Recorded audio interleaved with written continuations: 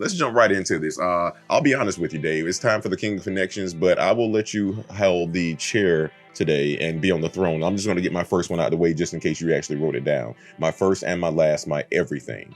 I only have one. Okay, what is it? The Krug. Krueger?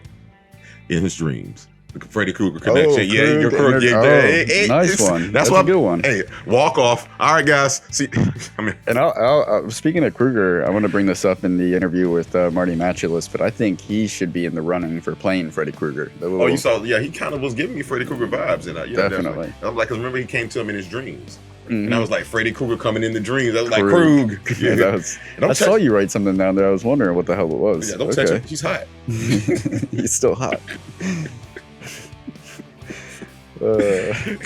Hot Mike. His name should have been Mike. So Hot Mike. We'll talk about it. Yeah, we'll get there. I have 1, 2, 3, 4 connections. My first one is Leslie Grossman. This place is amazing.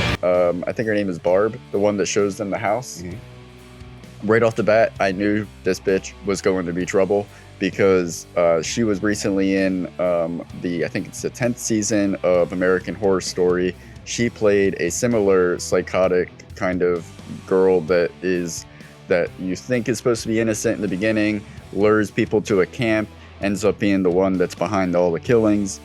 So I wasn't very surprised when she came out at the end, but she plays those characters really great. I'm gonna take you to the store because you've been spoiling stuff all over the place. Okay, well, quick question though. I know this may be just me. Do you think, because this other movie came out a while ago, and looking at this, what you have wrote up there, do you think it was any connection that they were being funny when they put Leslie Grossman, like Les Grossman from Tropic Thunder? You think no, because that's her real name in real life. She couldn't help that unless her parents were doing an inside joke like 30 years before Tropic Thunder came out. And next. And also, I don't think that's really a spoiler because, again, a lot of this movie is kind of tongue-in-cheek. I'm talking about her old movie you were talking about. Yeah, that's American Horror Story. Not too old, like 2 years ago. You said she just did it. Yeah, like 2 years ago. Seen it yet. Go ahead. She was also in The Goldbergs with Jeff Garland, so that's another little connection. Mm-hmm. But yeah, she's just really good at playing those roles, and I don't think it's spoiling anything because she plays those characters where you look at them and you're like, oh, this bitch has something going on. Like, you know it as soon as you see her. Yes. I'll give you that. I see it. Tenacious D meets Amityville Horror. I thought this movie was a lot like a Jack Black vehicle meets a haunted house film or possession film like that. That I was getting a lot of Tenacious D vibes, especially when he's going through the whole song, like mouthing it out in the driveway.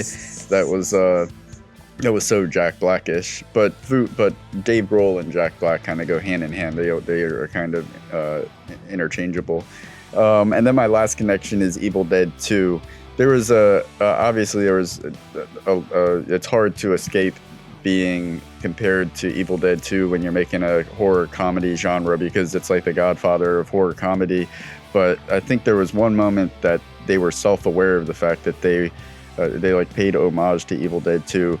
Shortly after they find the Book of the Dead, the two band members, Pat and the other dude, I can't remember, but as soon as they find that, they look up and they see the raccoon screaming, and it was very reminiscent of the deer on the wall that's screaming at Ash in Evil Dead 2. Huh?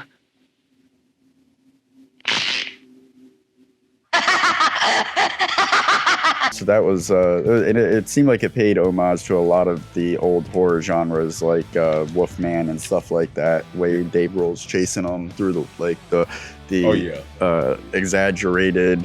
Speaking of that raccoon, really quick before we move on, is you know I have to always try to find a way to put anything Marvel into this. You know every time I saw that fucking raccoon, I was thinking about Rocket, who's always with Groot. I am Groot. Mm-hmm. I was just like, is that Rocket? And then when that motherfucker did that thing, that shit fucked me up. That was creepy. That was a legitimately scary moment. I want one of those things, like an alarm clock. Not scary, like startled, but it's something sick. That's going. It got embedded somewhere in me that's going to haunt me a little bit sometime in the future.